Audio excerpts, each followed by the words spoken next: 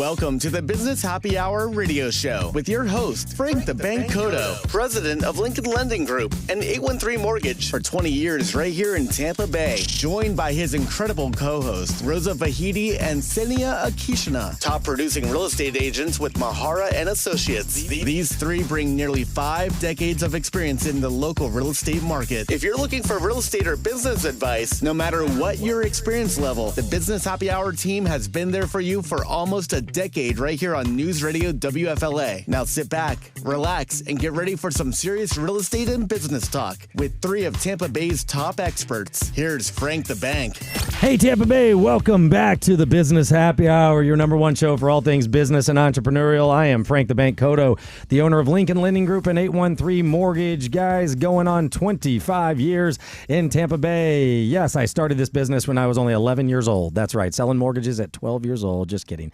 You guys know how old I am. In studio with my amazing co-hosts, we have Senia and Rosa sharing a camera today. How you ladies doing? Hello. Wonderful. Excited for the show today. Yes, we have a great show and some great guests. Rosa, how you doing? Put your face in there. I'm good. Hi. There's a Rosa. I love it. Rosa Vahidi and Senia Akishina from Mahara and Associates, my 2 favorite real estate partners. Last week, we had Ray Mahara himself on the show. We had about 40 million listeners when they heard Ray Mahara was coming on. They literally dropped Elon Musk, came right in here, started listening to our show. It was a great show. Lots of fun real estate stuff from that. And today is no different.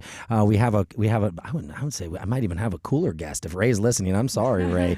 But we might have like 48 million listeners today. We are very pleased to announce our guest today. It is Carl and Lyda Lindell. How are you both doing today? Doing great. Thank you. Fantastic. All right. Great to be here. Thank you, Lyda. So for some of you who were not chimed in or tuned in early there on our Instagram channel, don't forget like and share and get the Instagram out there for all your friends. You may recognize the name Lindell. I need you to start by going out to the back of your car and look at your license plate and see if you still have one of those silver things going around the license tag. And does it say Lindell? If so, you might know one of the businesses that Carl has been in for many years. And I am very pleased to have him on the show. We're going to be talking all kinds of amazing stuff, some philanthropy. We're going to be talking about their businesses. We're going to talk about helping your families, tax things, charities. It's a little bit of real estate, a little bit of market update, a little bit of history. But just stay tuned here to the Business Happy Hour. And please, if you are watching us on social media, share it out so all of your friends can join in the fun. So how we normally start the show for Carl and Lyda is we like to do a little bit of a market update. Carl made a great point before the show. He's like, man, Frank, we just hear this left and right. We turn on Bloomberg and all we hear is about the market. All we hear about this. And Carl, I'm going to beat this dead horse. I'm going to just beat it into the ground right now. And we're going to ask Senia if we have any new market updates, because we do like to keep everybody apprised of what's going on. Yes, we've had jobless claims report. Yes, next month the Fed is going to meet. A lot of that may already be baked into the rates in the market. Yes, we know rates are under 6%. You can always check that out on the website or the post we put out. But what is going on with inventory and home sales? You know, Senia, I saw a post driving this morning. I almost drove off the Howard Franklin when I saw it. It listed out all these cities in Florida, Tampa being one of them, and saying real estate prices are going down, real estate prices are dropping. But you are the statistical expert, and every week you come in and you tell me the actual numbers, and I'll be honest, I feel like it was fake news. I think it was a complete lie what I was reading. You tell us. You know what? You can't listen to everything you hear on the media. No, we can't. Really? Yeah. Yeah. He was like, wait a minute. Like we've been talking, we did feel like July was a little bit slower for us. Right. June, is just traditionally a really busy month. So I do have the July numbers in. Oh, is it what we've been waiting on? It's what we've been waiting on. Yes. I mean, no, it's not, like they say, so bad. Right.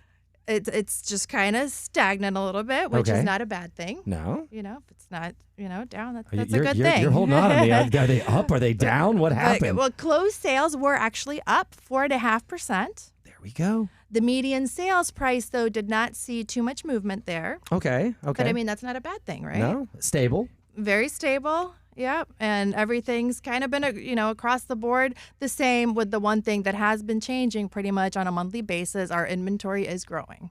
Okay. Okay, and you taught me something a few weeks ago that I've told you I've used in some of my presentations, which is a 6-month supply of inventory is healthy, and we are a little over 3.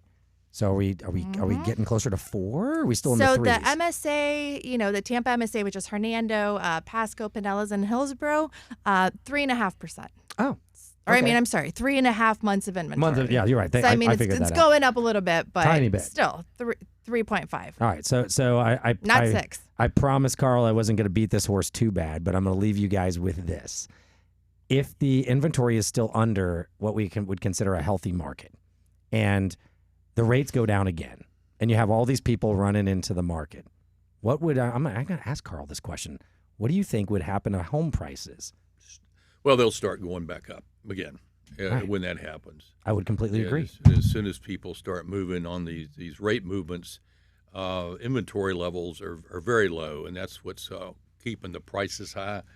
It's no way the prices are going to go down very much at these inventory levels. People are not selling at lower prices. Right. It's just basic supply and demand. Yeah, exactly. Right? It is, and we bring this up every week because unfortunately I feel like there's a lot of information out in the media right now that is perpetuating the thought that maybe you should wait to buy. Maybe there's going to be a better time, and some people think, oh, there's going to be a foreclosure crisis again. And being in the mortgage industry 25 years, I don't see the same factors. I don't see the same indicators that we had in the 2000s.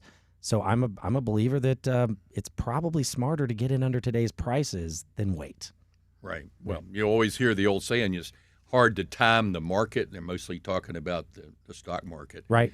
And real estate's kind of the same way. If you need some real estate and everything else is in order, I don't think we're gonna have a bust or anything like that. There are definitely asset classes that are going up and down and sideways, but you have to be specific about it when you discuss real estate, obviously. I would 1,000%. And by the way, I did not prompt Carl to say anything there. That was all his own thing. And Lyda, what's your thinking on that?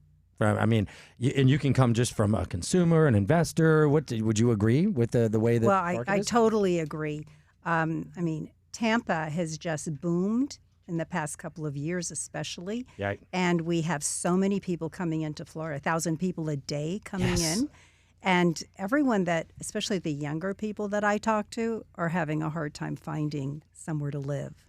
That is sad, and I agree. And I don't know what the solution is there. Maybe they're going to have to go a little farther away. Get up closer to the Spring Hill area, maybe where things are just a little bit cheaper. But that is a problem about affordable housing, especially for first-time home buyers who are working a hard day's work, and maybe the price point is above $400,000 or $500,000. That's tough. It's real tough. It is tough. But to Carl's point, it's nearly impossible to time anything right. So we just give them the facts. And we basically say, if this happens, then we believe this is probably going to be the cause and prices are going to go up. And the one thing you can control is what your loan is and your interest rate, but you can't control the price of the house. So maybe marry the house, date the rate. Absolutely. I like that. It's one of our little fun sayings to try to get in people. It's like, you can marry that house, but I just keep that rate as your girlfriend for right now, and then you can always switch that up later. Right. But you're not going to divorce the price of your house. That's absolutely true. So anything else we have for real estate stats or anything? I think we'll have so much other information to get into. I'm excited to hear from Carl and Lyda. Yes, absolutely. Rosa, anything from your side of the coin? How's it going on your world? It's been busy, and listings are picking up. I just got a contract on a house, $40,000 under list price, and it's only been on the market for 1 week. Oh, wow. Actually, less than 1 week. $40,000 under? Under list price. And they went under contract? Yeah. That's interesting. Mm-hmm. Wow. So, and they had another offer. It was less, but I made it appealing with less inspection days, 3 inspection days, and close in 14 days. That is very appealing. Yes. If I'm a seller, I will take that contract. Yes. So that's a great angle to use. So let's go. We've got 2.5 minutes left in our first segment here. I'd like to spend that getting to know Carl and Lyda. If you guys didn't guess, one of the businesses that Carl was in for many years here was Lindell Automotive. I'm calling it that. I don't know if that's what you called it or not, Carl, but I know you guys did Honda, Volkswagen and Mazda, and I'm quite sure that my mom bought a Mazda Millennia from you guys. And I say that because I was joking about that tag. She definitely had one of those tags on the back of her car, and I always remembered that. I think it was like when I was in high school or something. But if you don't mind, tell us a little bit about who is Carl, and then we'll find out who Lyda is. And then I think when we get into the next segment, we can start talking about some of these awesome philanthropic. I can't even speak today. The philanthropy that you're doing. Philanthropic stuff. I am not an English major, although I think Carl might have been. So, who are you, Carl? Smiling over there. Now, I might have done the research. By the way, there was a great article, if you guys didn't catch it, in the Tampa Bay Business Journal about Carl and Lyda and their foundation. It was from the August 2nd issue. So while you're on our break here in a minute, you should check out that article. That's how I learned a lot about Carl. Carl, who are you? I'm just a real lucky guy, I guess. Actually, that's kind of my nickname in college, and probably has carried on for quite a few years with some of my good friends. Yeah. No, I'm new. I was first came to Tampa in April of 1969. So, and I haven't left. I love except it. to do an occasional trip here and there. So you're local. So I feel like a local here, and I wish I'd gone to high school here, but I went to the Bowles School in Jacksonville, which was a great place to start. Now, were you born in Florida? No, I was born out in the Aleutian Islands during World War II. My father was a pilot out there, and I was born out there during the war. Wow. Yeah, and then we moved back here after the war and ended up in Jacksonville first, and went to school at UNC in Carolina, then went to Emory Grad School, and then I've been here in Tampa ever since April the 1st, when I drove into town not knowing anybody. And what brought you to Tampa? I came down here to buy a car from my father's dealership. To tell you the truth, that was ostensibly why I came down here, and it ended up a year and a half later buying the car dealership. Oh my! Instead of a car. So that's a great spot to take a break. Actually, we're going to take a quick break on the Business Happy Hour, and we're going to come back and find out. I guess we're about to figure out how Carl Lindell got into the car business right here by coming to Tampa to buy a car. Instead, he decides he's just going to buy a dealership, which is what I always try to do, but they never sell me the dealership. But anyway, we're going to come back to the Business Happy Hour in just a minute with Carl and Lyda Lindell. Stay tuned. We'll be right back.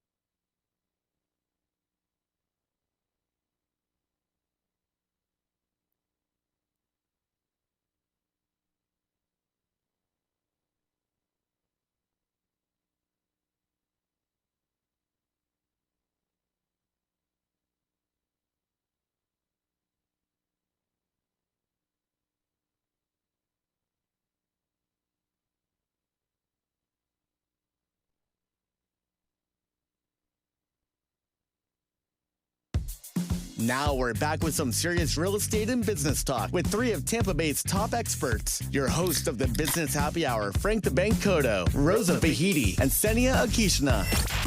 Hey, Tampa Bay, welcome back to the Business Happy Hour with your host, Frank the Bank Cotto, owner of Lincoln Lending Group and 813mortgage.com. Don't forget, guys, we love that reverse mortgage product. We want to make sure we educate everyone over 62 on how that could be a great savings vehicle and a great way to get out of this crazy inflationary time. Go to reverseguru.com to check that out. And if you are interested in buying a home, you want to definitely talk to our ladies over here at Mahara and Associates, is Senia and Rosa, and their website is, what is it, therealdealtampa.com? I love it. I did it for them. It's okay. And don't mind them. That we're trying to get everybody on the screen at the same time. It's a full studio today. So we want to make sure we get Carl and Lyda both in the same shot, and it looks like we pulled it off. Yay, says Rosa. All right. So it's therealdealtampa.com for real estate, reverseguru.com for reverse mortgages, and 813mortgage.com if you just want to do a regular old mortgage. That's totally fine. Before the break, Carl surprised me, and I a lot of times I like to get surprised in my interviews, and it gives a better reaction. But born in the Aleutian Islands, I'm gonna have to Google that when we get out of here because I can't remember where the hell the Aleutian Islands are. I'm sure it's out like. It's still in the United States. Is it really? Oh, see, I thought he was messing with me over here. No. Well, Whidbey Island, actually. Okay. Whidbey Island. Whidbey Island. There was a big Navy base there. Okay. And they were flying out of Whidbey Island on the Pacific campaign. Okay. And so my mother was out there with my father, and so as things would happen, a year or so later, I was born out. And we don't have to go into how that happens. Great place, beautiful country. Yeah, I'm going to check this out now. Hey, I just noticed a couple of. I think you guys should be in class, but there's some Jesuit boys tuned in to our show. I saw that. I saw your son was on there. My son is listening. I was like, oh, it's lunch break. Yeah. It's acceptable. Yeah. So hi, hey, to Tampa Jesuit. Good job, kids. Now make sure you get back to class. Don't be getting in trouble using your phones over there. So, Carl, I asked you how you got to Tampa. You came back to Jacksonville during the World War II time, and then you decided to drive into Tampa to buy a car, and you decided to buy a dealership. How does that happen? Oh well, that's a story. Well, I just got out of graduate school. It was during the Vietnam War. Okay. And my first thing I had to do was do the service, and then I was in the Florida National Guard. I went out to Fort Bliss, Texas, and learned how to drive M40 tanks and everything. Fortunately, I didn't have to go to Vietnam. Wow. I ended up in Fort Homer Hesterly Armory here for my monthly meetings for the next 6 years, and then we would go to Stark, Florida for the 2 weeks in the summer. We actually did camp outs and stuff, military. It was kind of something that we didn't look forward to, but we did it for 6 years.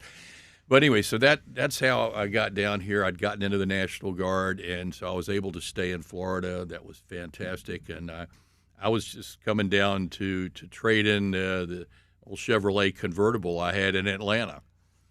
And when I got down here, the man that was running my father's dealership had some crazy idea that maybe if I stayed down here and learned the car business, it would help his career. Now, go figure that. So that wasn't a very good decision. Oh, boy. So I did decide to stay, and my father was quite surprised.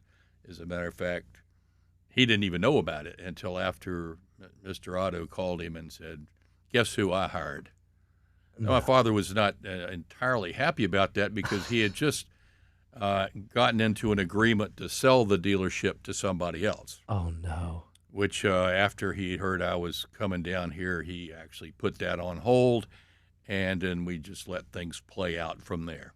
Interesting. Yeah. So your father, I would assume, thought to himself, well, maybe this is a legacy business. Maybe my son would like to do this. So he eventually canceled that sale. Never occurred to him before that because we never talked about it.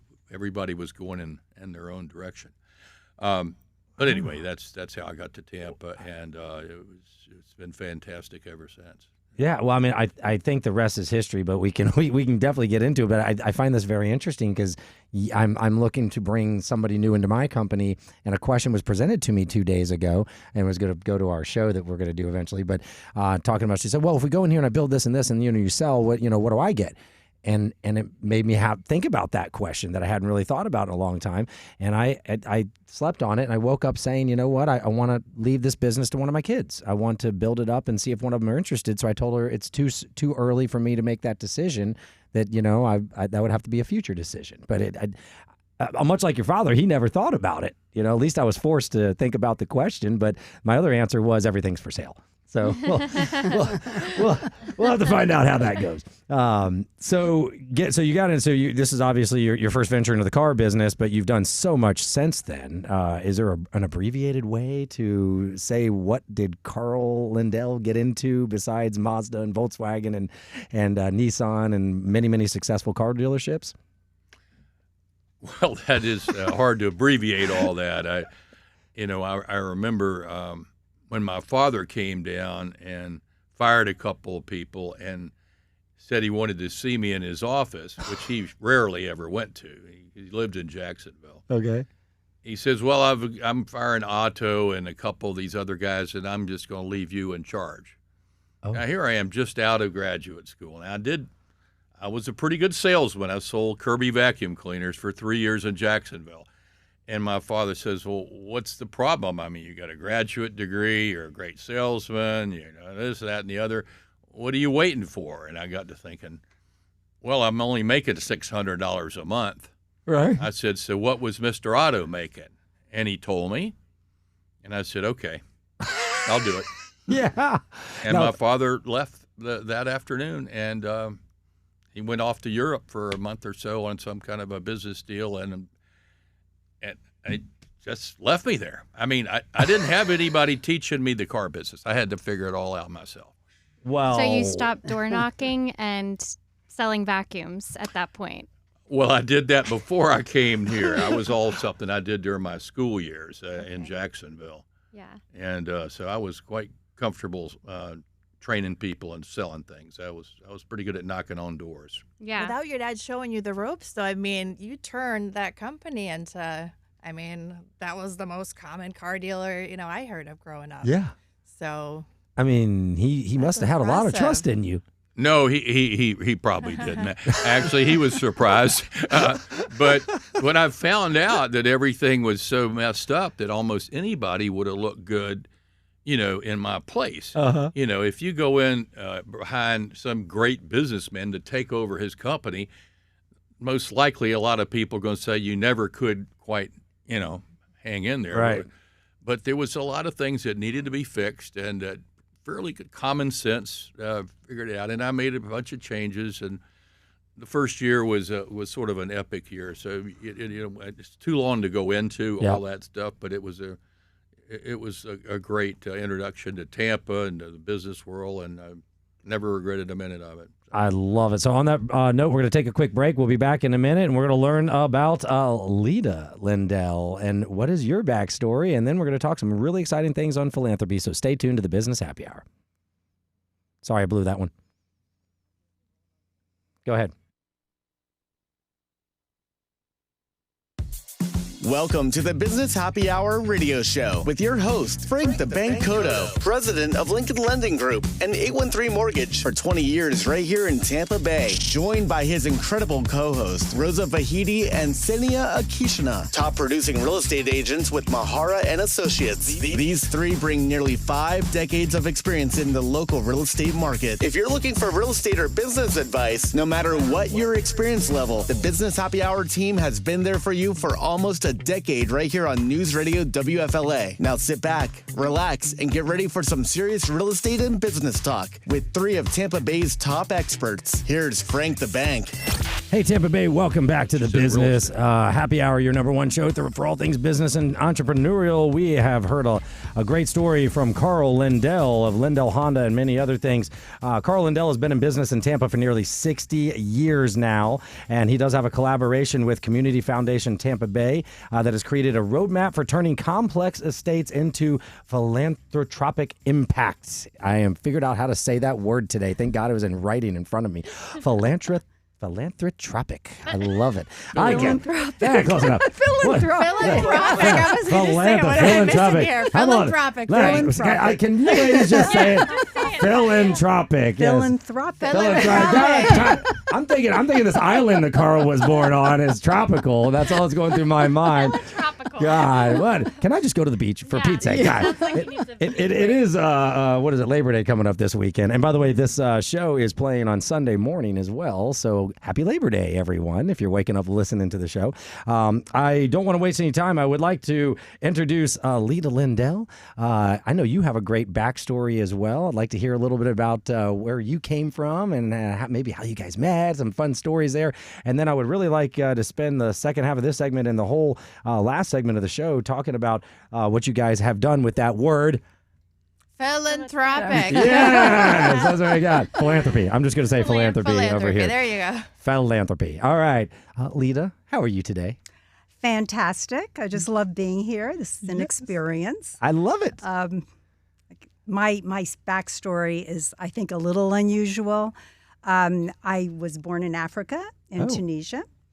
And then we moved to Bogota, and finally came to New York City when I was 5. So the reason we were in Africa, my father, we're Ukrainian. Both my parents are Ukrainian. Okay.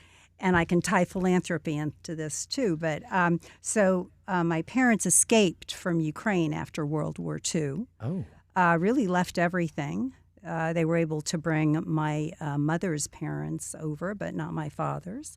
And there were a lot of displaced citizens at the time after World War II. And my father had a job with a French company building a dam in Tunis.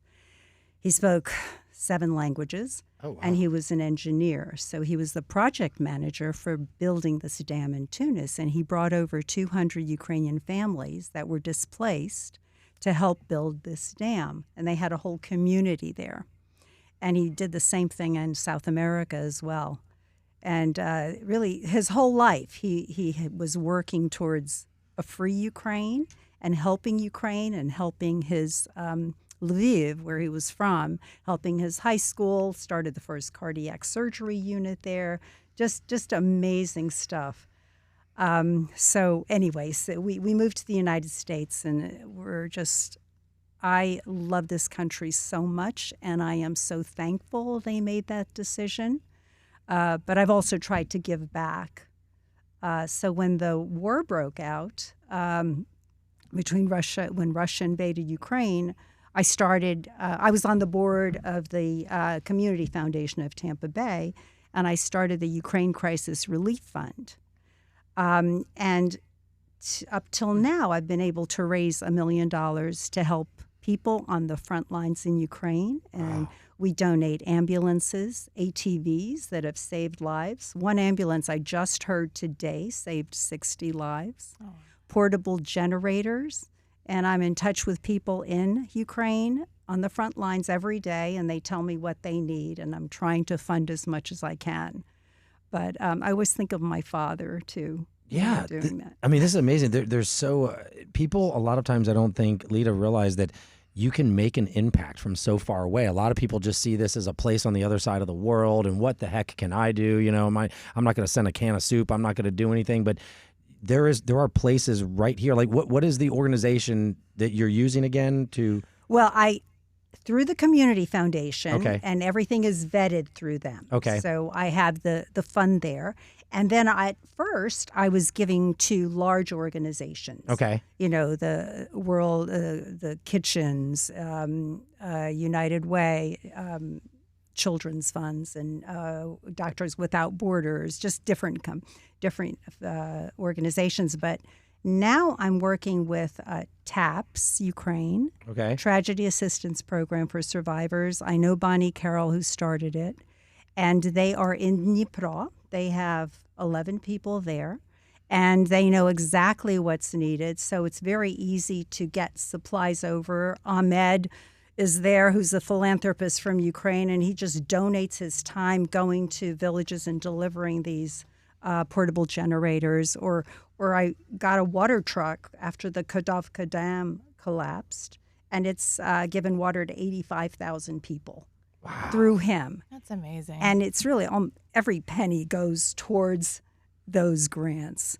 And so that it's just been, I try to do a little bit as much as I can, but it's the little I can do. Yeah, you know? I think that little is a lot. That's a lot.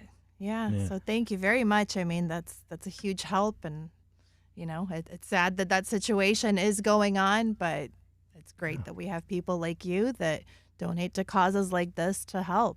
Yes. Yeah, they're fighting for us too. Right. That's how I feel. Right. I mean, we need to support them. It's freedom around the world, and That's right. you have to maintain freedom even outside of our borders for us to remain free here as well. So I commend you. I think that's amazing. I know we could probably talk hours on your story, but you the two of you created an amazing foundation, and that's what that article was about that I got to read in the Tampa Bay Business Journal. And it's so big and amazing. I'm not sure exactly where to start. I took from this for both you and Carl is you're giving away a lot of your fortune through this foundation, and you're getting to choose the causes that are most important to you. I mean, how should I speak to that, Carl? What's the best way to start?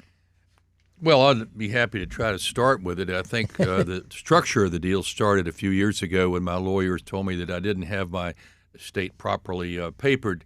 And I said, well, I thought I did. I have a will, and I was going to leave so much to my children and so much to Lyda, so much for the rest of it was going to go to charity. Right. And they said, well, your very complicated estate is not, you can't just give that because you have 55 different companies, you have LLCs, you have debt, you have partners, you have this, you have some construction, some private equity, some of it's overseas. You can't just give that to a community foundation. Right. And I said, well, then what happens? Well, they said, well, then, if you died tomorrow, you'd probably owe the government $40 or $50 million.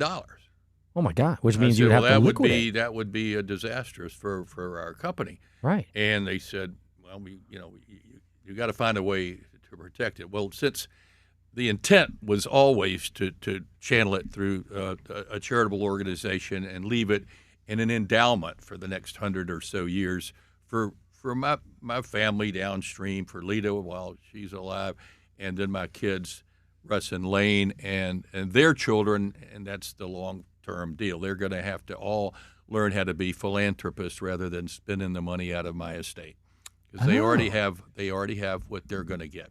Interesting. So in order to solve this problem, I worked with the Community Foundation, and I said, you've already approved, while Lyda was on the board, bringing outside advisors in and managing, let's say you have stocks and bonds and things like that. Mm-hmm.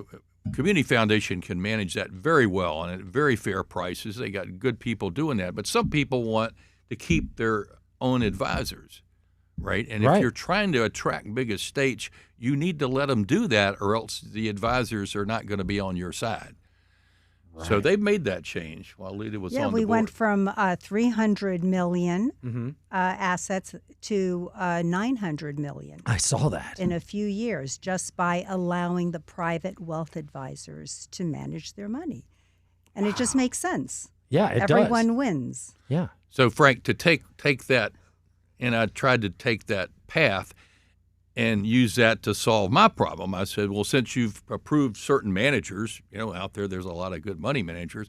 I said, what we need to do is create a management company to manage my estate after we give it to you. They said, well, how would you do that? So we decided basically to take the team that runs my family office and create a management agreement. This took about a year and a half to sort all this stuff out, and we had to make it fair to everybody.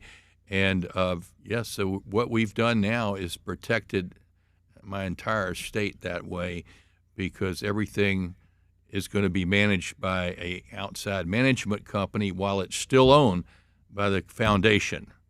Right. That's the unique thing that has not happened before. It's a big deal for the business world. That's why we got into the Business Journal, because we want to take this template and take it forward and grow the Community Foundation and help others with complex estates that they may not have ever thought about this. If I didn't thought about it 2.5 years ago, I'm sure a lot of other people haven't either.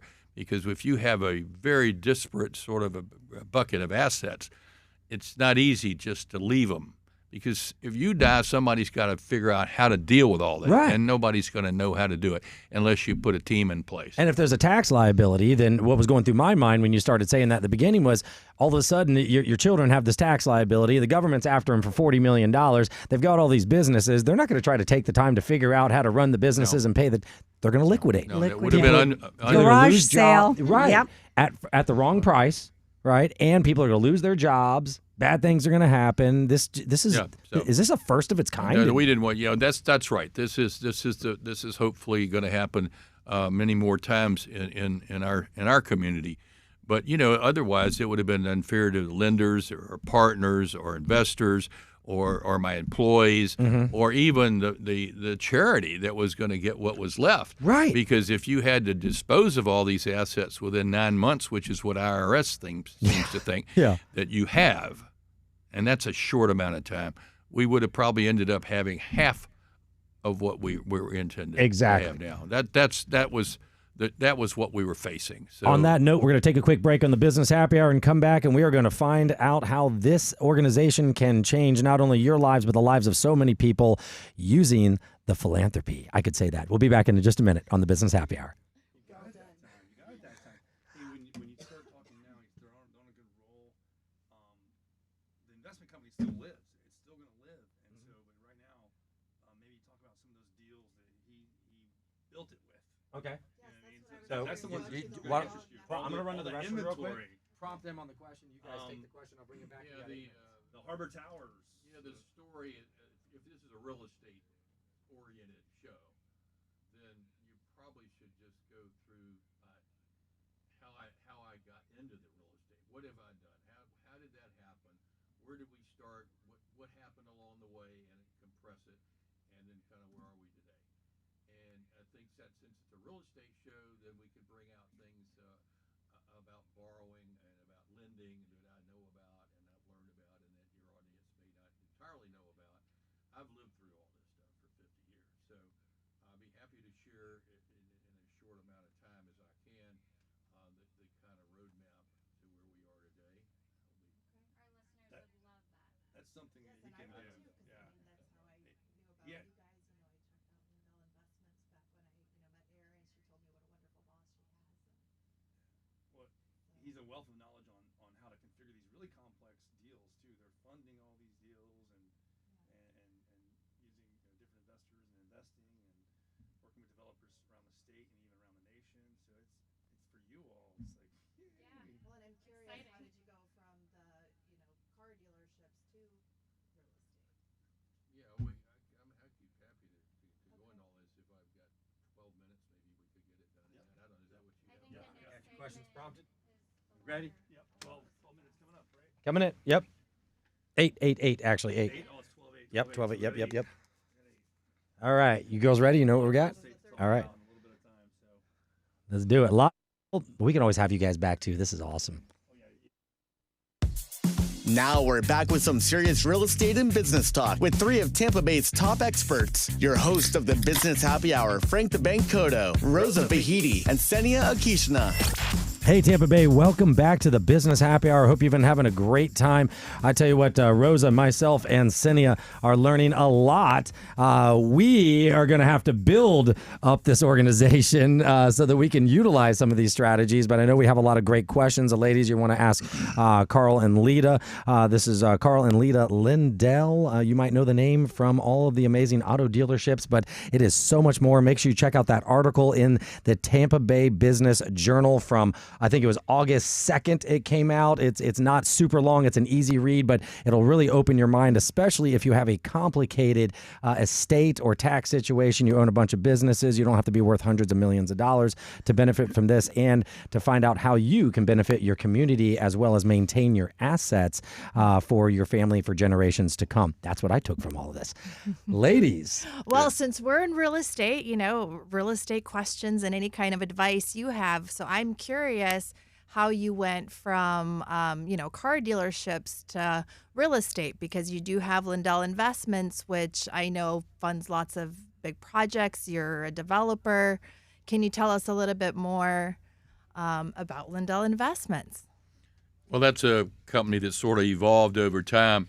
But to start off in my real estate, I've always been interested in real estate. And in 1972, I was just getting going as a car dealer. 73, those were actually pretty good years for the car business. And we were just starting to make some money and do well. And Dow Sherwood was the owner of the Village Inn Pancake House and the Showboat Dinner Theater, a great human being who lived in Tampa. We became friends, and he introduced me to some people he knew, and everybody was introducing me because I was new in town. And we got involved with a developer who said, we can build apartments and we can I think we built an office building and all this stuff. And I guess he needed our money. And actually we went ahead and tried all that. In 1972, we started building apartments. We bought an office building, actually built it from ground up. And then we bought 508 acres of land, all this before the Great Recession of 74, 75.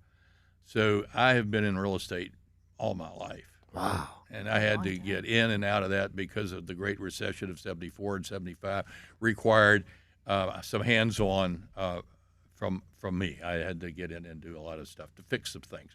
But anyway, so that was how we got into it. Then the car dealerships it grew, went back there. We ended up with 7 different franchises over the time I was in the car business.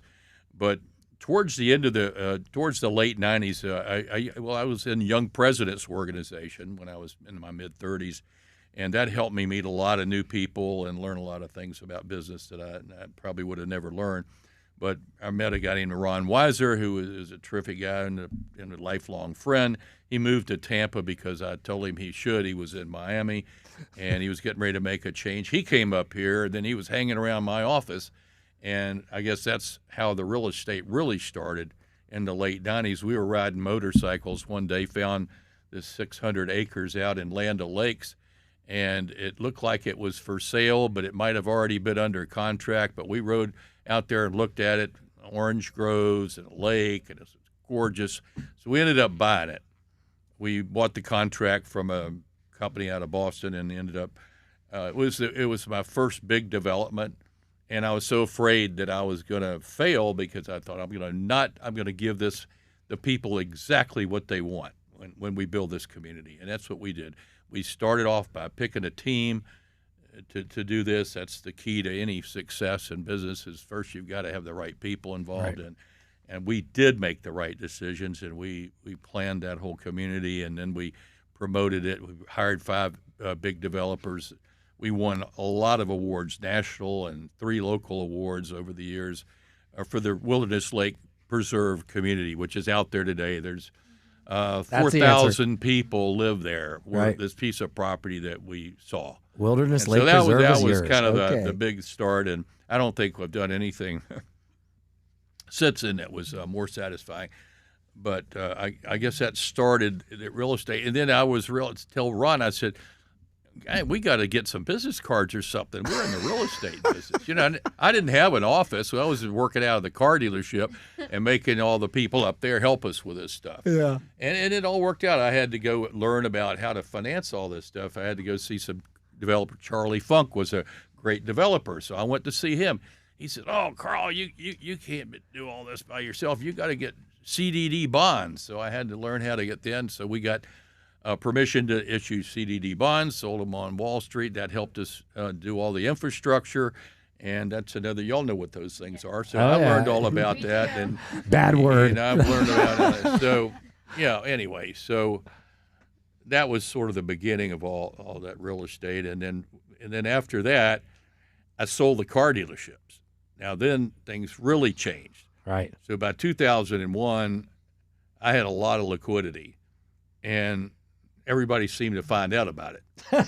So every real estate deal in town seemed to come through my office. I had Dick Greco was working for me, and Ron Weiser's son, and a couple of other people, and I really didn't have any particular training in all this, but it seemed like we were doing pretty good. We might as well keep going. Right. And you got to use common sense. You got to try to put the right people together, and also you've got to have the right partners if you decide to branch out. And for the most part, we've been very successful at that. But between 2001 and 2008, we got into hundreds of millions of dollars worth of projects, hundreds of millions of dollars. I'll give you a few examples. The Plaza high-rise on Harbor Island. Oh, yes. I had bought 4 acres from Post Properties, and so we built that on the center part of that.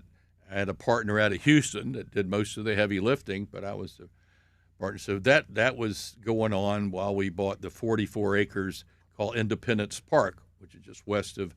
That was the largest project in Tampa. And so we got that all entitled for a huge community, and Dick Greco was working with me and helped me with all those entitlements. Ron Weiser did, and it was a fabulous community. But then, of course, 2008 came along. We had an island in the Bahamas that I was with 3 other guys, and we were developing the island. We had a hotel in Miami Beach, the Saxony Hotel we bought. We borrowed $65 million from Lehman Brothers at 16% and bought that property. And See, the guys' rates are not that bad. And so I had there was many more things in there, so it just didn't look like I ever wanted to slow down because I really hadn't had any really big setbacks in my life. And this was all I thought, well, we're just going to keep going. And then 08 came.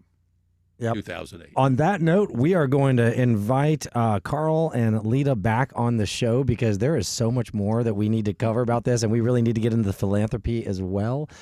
So we'd love for you guys to come back on the show, and I think we could even pick this up in a podcast to finish this up. But thank you so much for coming, you guys. I'm so sorry the show has gone so fast. Is it all over? It's over. It's over. But we'll be back, and we're going to have Carl and Lyda back, and we'll pick up right where we left off. So thanks for watching the Business Happy Hour, you guys. Okay.